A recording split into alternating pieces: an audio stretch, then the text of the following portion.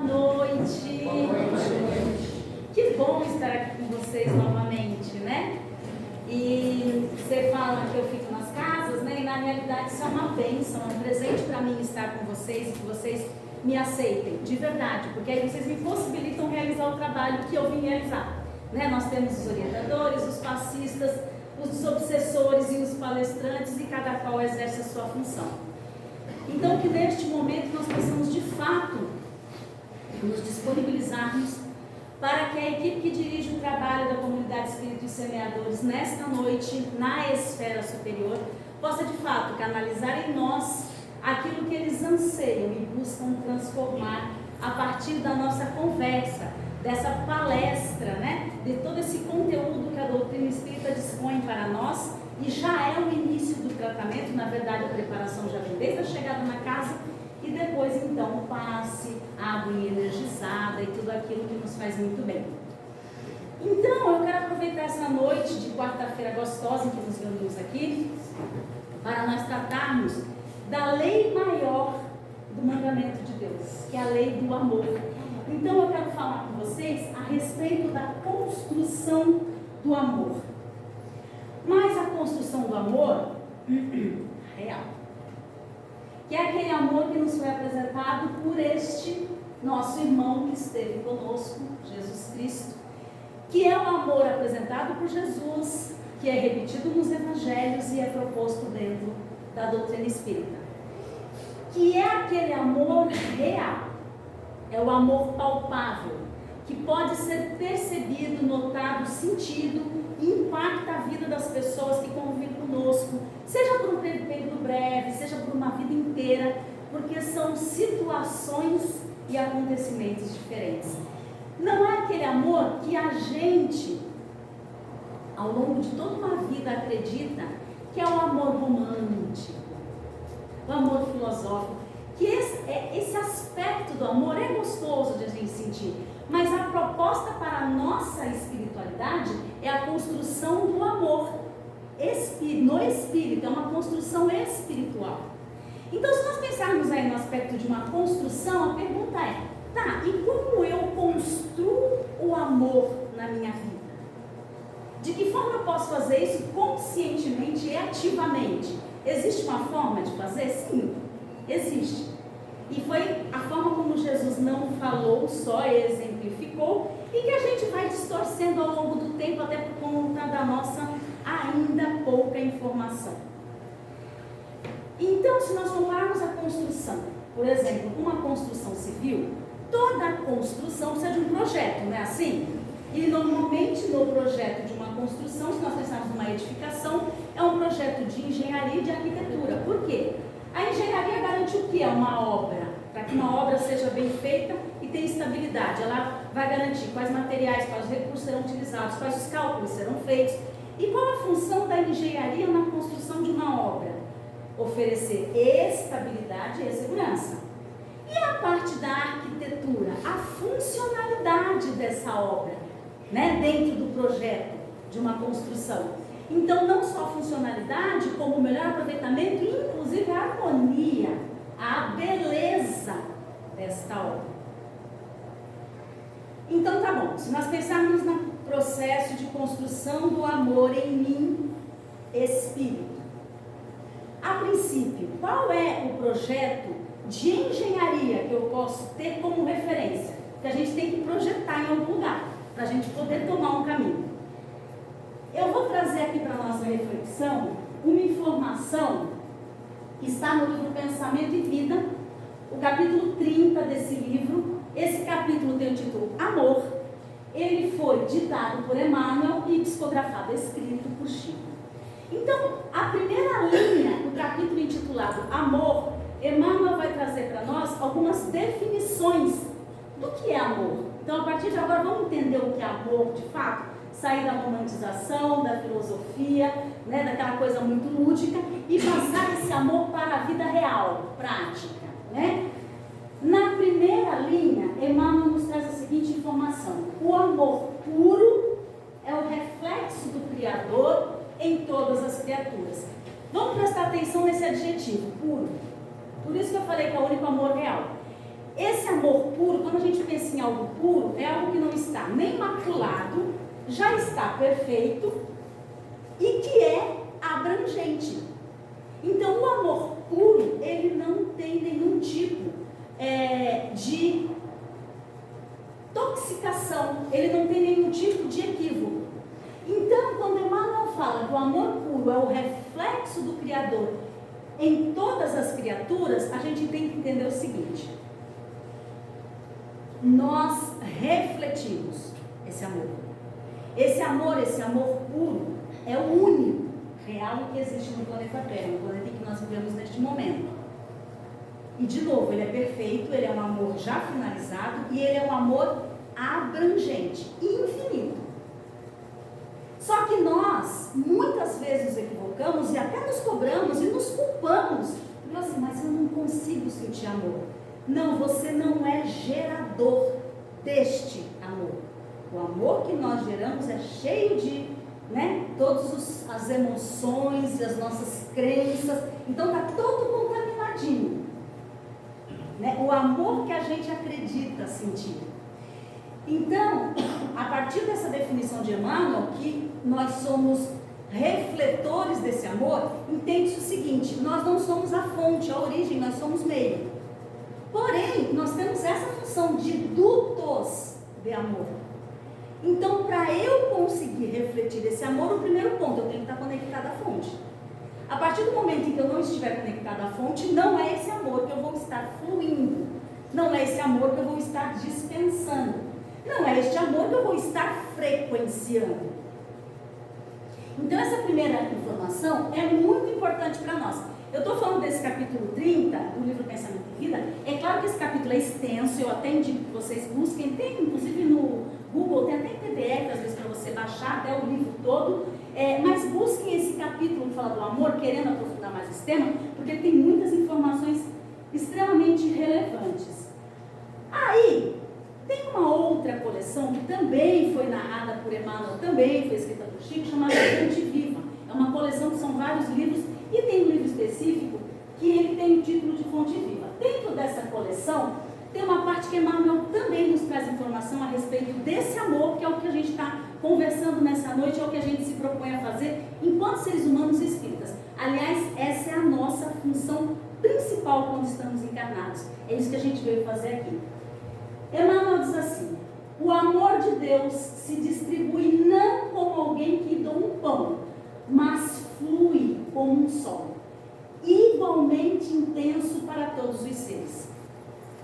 Quando ele faz essa exemplificação, para a gente é muito útil, porque veja bem, o amor de Deus flui, não se distribui não como alguém que doa um pão, porque o ato de você doar um pão é um ato caridoso, mas vocês concordam que a dádiva se encerra no ato em si?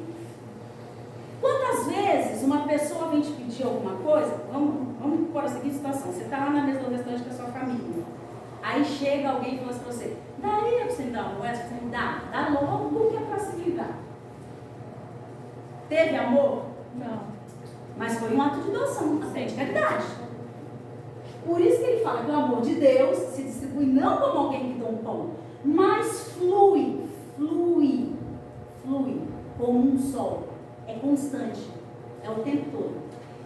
Igualmente intenso para todos os seres. Vou só voltar para lembrar para a gente. Nós estamos falando sobre o projeto de engenharia. O que estrutura a construção do amor. Onde que a gente tem que se espelhar, se objetivar. Vamos conseguir alcançar isso? Certeza que não. Até o fim das nossas vidas, nessa encarnação, não. Mas a gente já tem conhecimento de que é esse o objetivo. É esse o alto da montanha. E aí Emmanuel, que gosta das rasteiras, gente, ele continua aí falando uma informação muito importante. Ele diz assim na continuação: e cada criatura capta, absorve a energia do sol do amor na medida da sua evolução, do seu grau de recepção. Mudou tudo.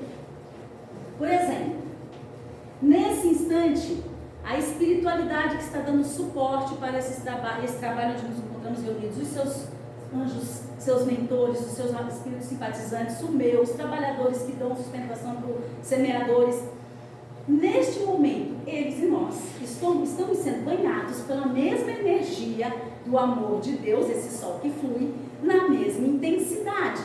A minha pergunta é, será que nós e eles estamos absorvendo com a mesma capacidade de proporção? Não. Vocês entenderam onde é que a gente tem que mirar na construção desse amor? Porque cada criatura capta e absorve a energia do sol do amor na medida da sua evolução, do seu grau de recepção. Quanto menos eu souber, quanto menos eu entender, quanto menos eu expandir, menos eu capto.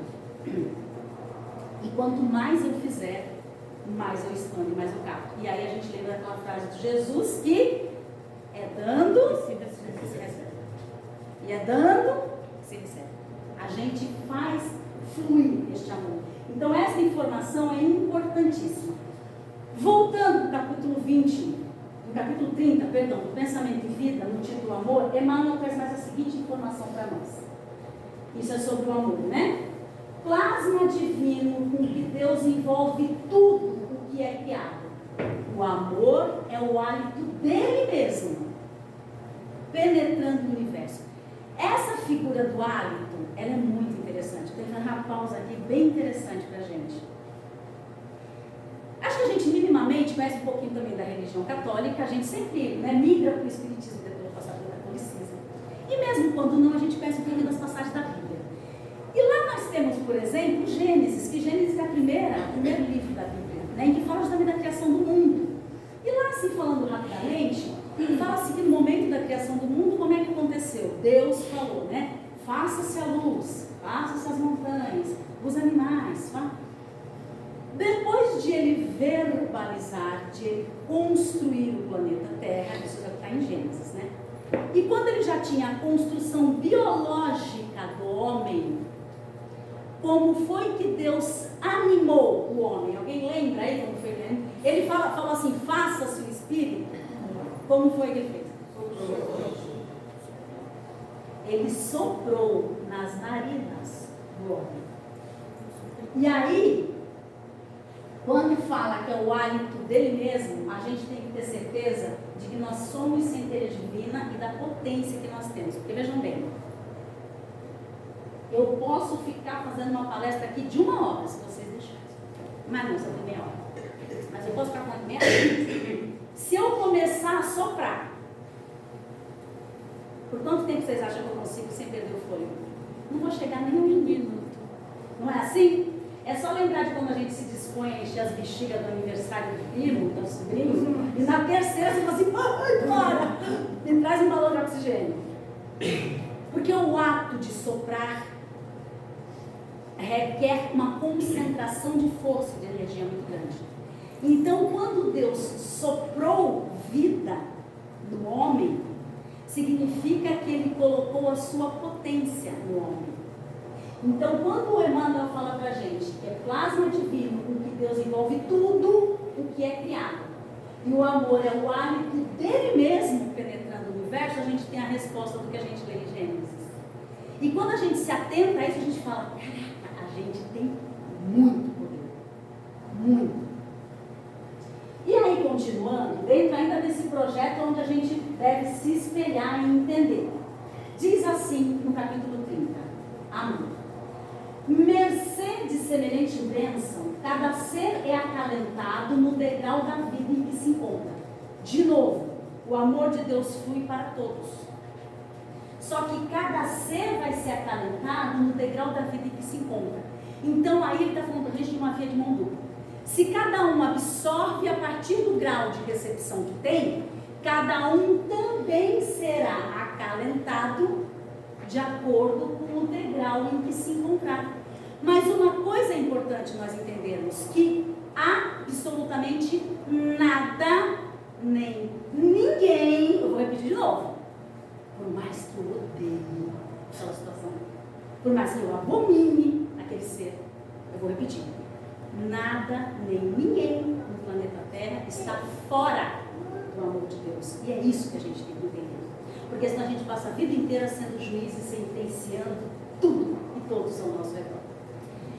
E aí nós temos essa confirmação na continuação, e essa parte é muito sensível para nós, em que ele diz assim: o verme é amado pelo Senhor, que lhe concede milhares e milhares de séculos para levantar-se da viscosidade do abismo, tanto quanto o anjo que o representa. A seiva que nutre a rosa é a mesma que alimenta o espinho dilacerante. Na árvore em que se aninha o pássaro indefeso, pode acolher-se a serpente com as suas armas de morte. No espaço de uma penitenciária, respira com a mesma segurança o criminoso que lhe padece as grades de sofrimento e o correto administrador que lhe garante a ordem.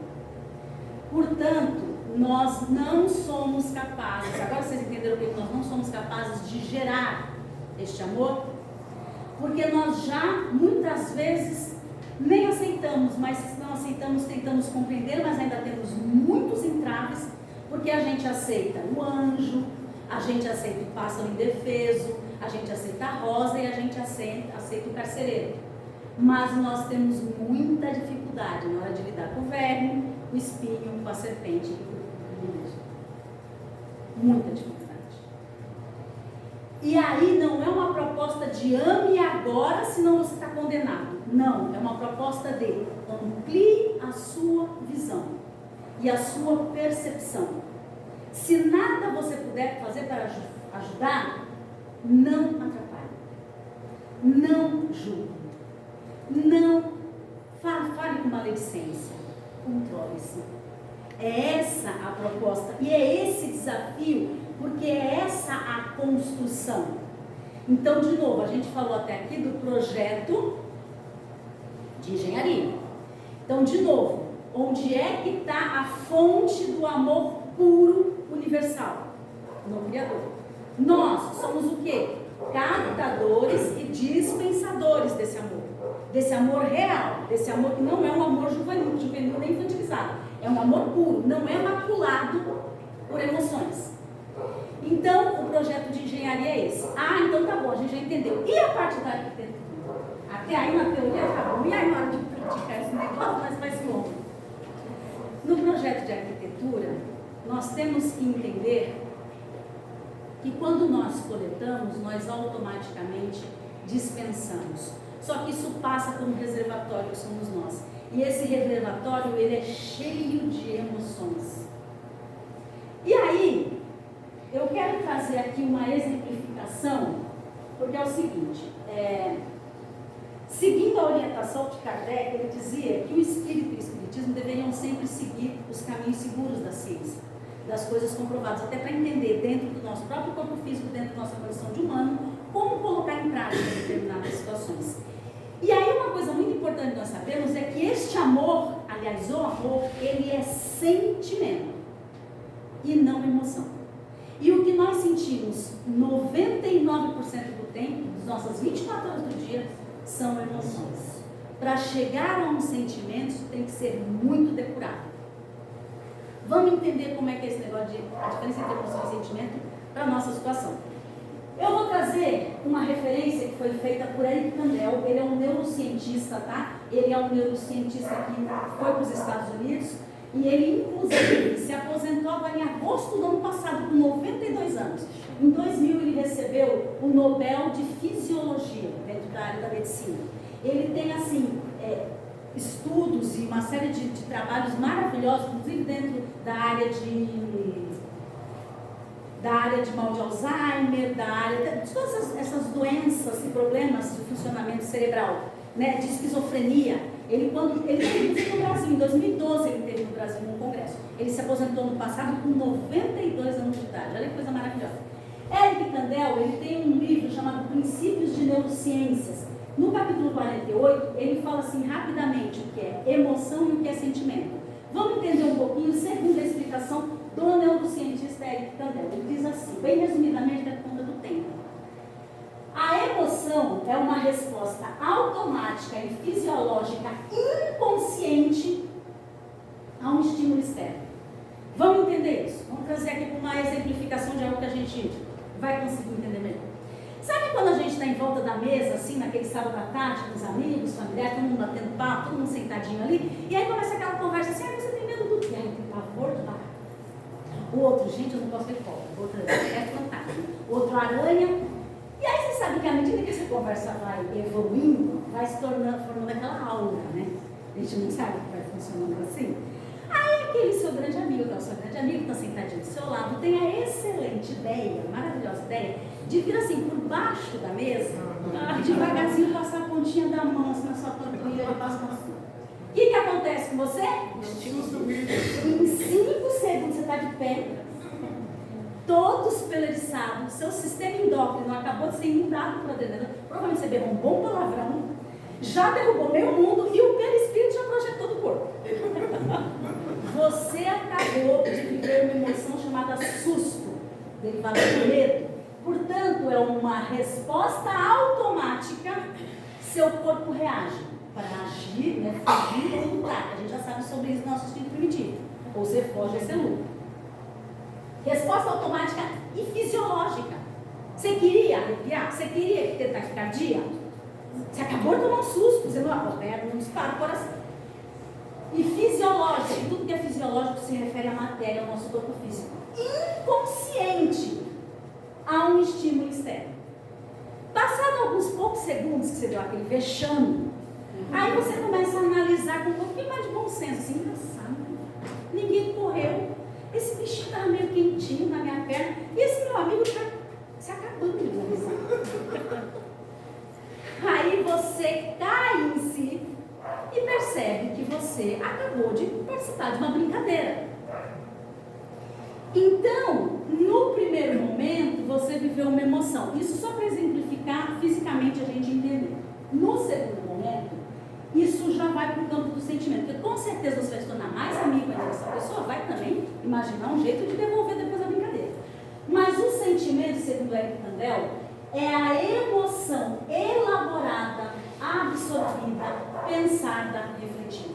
No momento em que você começa a enxertar informações naquela emoção, tipo, não teve sentido, está sendo engraçado porque está todo mundo rindo, vocês conseguem entender? Ó, são suas crenças, suas experiências anteriores, você vai enxertando, você vai lapidando, até que se transforma em sentimento. Portanto, pegando essa definição de Eric Kandel, e dentro da psicologia isso também já é reconhecido, o sentimento, o amor, ele tem como matéria-prima uma variedade de emoções. E são elas: raiva, ciúme, nojo. Quem é casado há muito tempo sabe que sim. Né? Tristeza. Também existem emoções muito boas para que se lapide o amor. Tem a alegria, o prazer, a gratidão. Mas a gente não está falando porque o que já está lapidado, já está. A gente está falando da construção desse amor. Portanto, gente, a lapidação do amor, essa construção, a gente tem que ter consciência de que ela passa por essas emoções. Tanto é que se nós pararmos para pensar num relacionamento mais antigo, eu não vou falar nem relacionamento afetivo íntimo de casal, mas, por exemplo, a relação que você tem com seus pais, com seus melhores amigos, com seus filhos, essas pessoas nunca te fizeram raiva? Aliás, filho é um bicho com raiva na gente que é uma beleza. Nunca, né? Essas pessoas nunca te magoaram? A sua mãe, ao longo da vida inteira, nunca te magoou? Mas você a ama? Então é isso que a gente tem que entender no contato com todas as outras pessoas. Nós conseguiremos isso com excelência? Não. E mais importante ainda é que a gente perceba isso principalmente nas relações mais próximas. Se não é um tal de eu brigar com meu irmão e ficar 15 anos sem falar com ele, é um tal de eu ficar magoada com a minha mãe e ficar um dia das mães sem ir lá dar um abraço nela, o dia do aniversário dela de 80 anos sem ir lá dar um abraço nela, depois ela morre e eu vou dizer, ai, na beira do caixão. É disso que eles nos falam.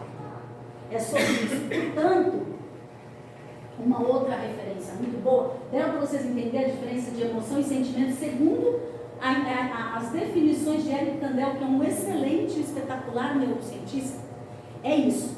E o amor, ele é sentimento. O amor emoção é aquele que a gente cria com a ilusão na nossa cabeça. É aquele que assim, eu comecei a namorar com ele, aí ele não pode falar alto comigo, se ele falar alto comigo, eu vou chorar tanto, eu queria acabar o relacionamento. Ele vai falar alto comigo. Aí eu não quero que ela fique pegando o pé. Adivinha, ela vai pegar no seu pé. Vocês vão ter que conversar muito, vocês vão ter que lapidar muito. Aí eu não quero nunca que meu filho desobedeça, seu filho vai desobedecer. Eu não quero que ele minta pra mim, seu filho vai me desobedecer. Isso é amor real. Não o que a gente cria na nossa ilusão do sempre gostosinho, sempre correspondendo às minhas expectativas, sempre com o meu controlezinho remoto ali na mão, fazendo tudo funcionar direitinho. Isso é irreal. E aí, eu acho que vocês todos já viram alguma vez na vida a estátua de O Pensador, né? Essa estátua, ela foi lapidada, ela foi feita por um escultor francês chamado Auguste Rodin. E o que eu quero trazer de informação, que tem tudo a ver com esse nosso tema de hoje, é o seguinte: poucas pessoas sabem que essa estátua, Rodin, lapidou a partir de um monólito. O monólito é uma pedra única, gigantesca, é um monólito. Então, Rodin, ao longo de muito tempo, foi ali com seu cinzel, com as suas ferramentas, até que ele chegou a esta obra. Observem todos os detalhes de músculos, todos os contornos. E é muito doido a gente parar para pensar que não foi assim, ó. Rodin estava fazendo. Ah, deu um erro aqui no nariz. Espera aí que eu vou colocar um pouquinho de argamassa. Ah, espera aí que eu vou corrigir o pé. Não, não foi isso que aconteceu. Ele, de um monólito, esculpiu, usando do seu talento e habilidade, inspiração, e ele chegou até o Pensador. E aí, uma vez, numa entrevista, perguntaram para ele assim: mas como que você conseguiu, a partir de uma pedra, tirar, porque essa é considerada uma das obras primas da humanidade, tirar essa escultura, que é uma obra-prima da humanidade? E Rodin respondeu assim: ela já estava lá, eu só tirei o excesso. Então, o amor, a construção do amor em nós, é este processo, é esta lapidação. E para finalizar, que nós já estamos quase dando 9 horas, eu quero trazer então para nós alguns trechos da primeira carta aos Coríntios, ou epístolas. Para quem não sabe, epístola é só um nome bonito para falar carta, do apóstolo Paulo aos Coríntios, em que ele fala a respeito do amor. É um texto grande, eu peguei só pequenos textos, mas com certeza vocês conhecem, porque ficou muito famoso na música Monte Castelo, do Renato Russo, né? Da banda Legião Urbana. E muitas pessoas até falam assim: nossa, é composição do Renato. Não, isso foi composto por apóstolo Paulo. Renato só pegou e musicou. Só para a gente entender, essa composição é do apóstolo Paulo. Primeira carta aos Coríntios, em que o apóstolo Paulo nos traz a seguinte informação: ainda que eu falasse as línguas dos homens e dos anjos e não tivesse amor, seria como metal que soa ou como sino que tira. E ainda que tivesse o dom de profecia e conhecesse todos os mistérios e toda a ciência, e ainda que tivesse toda a fé, de maneira tal que transportasse os montes e não tivesse amor, nada seria.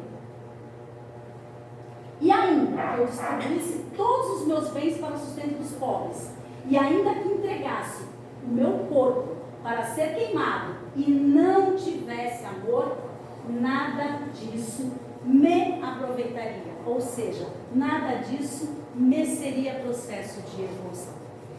Então, a construção do amor em nós é isso.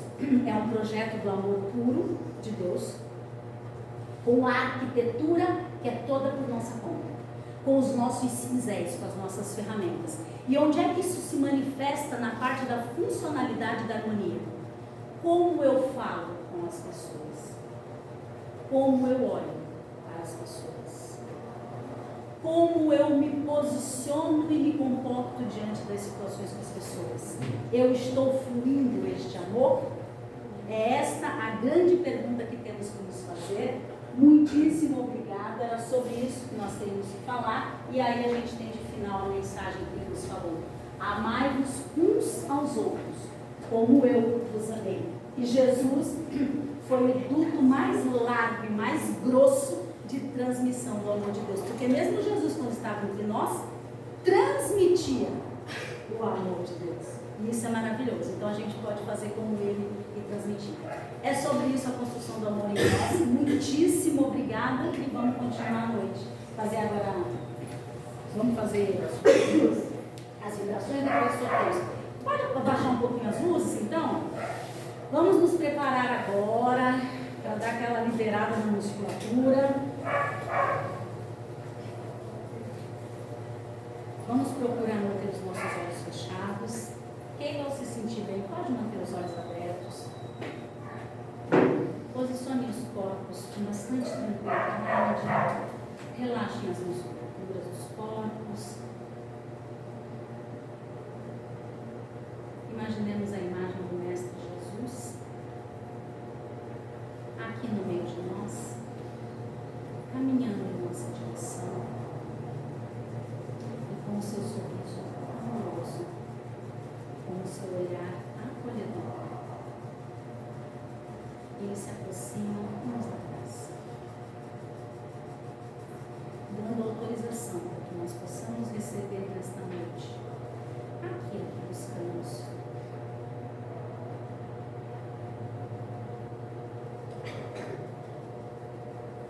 Disponíveis para a espiritualidade maior, como bons transmissores de amor, de paz, de respeito, de esperança, de caridade, de tolerância. Nos preparamos para receber o nosso passo, a nossa auto-hipnotização. E cumprimentamos ao nosso Mestre Jesus e neste momento nos abraça. Falamos juntos a oração que ele nos ensinou. Pai nosso que estás nos céus, santificado seja o vosso nome.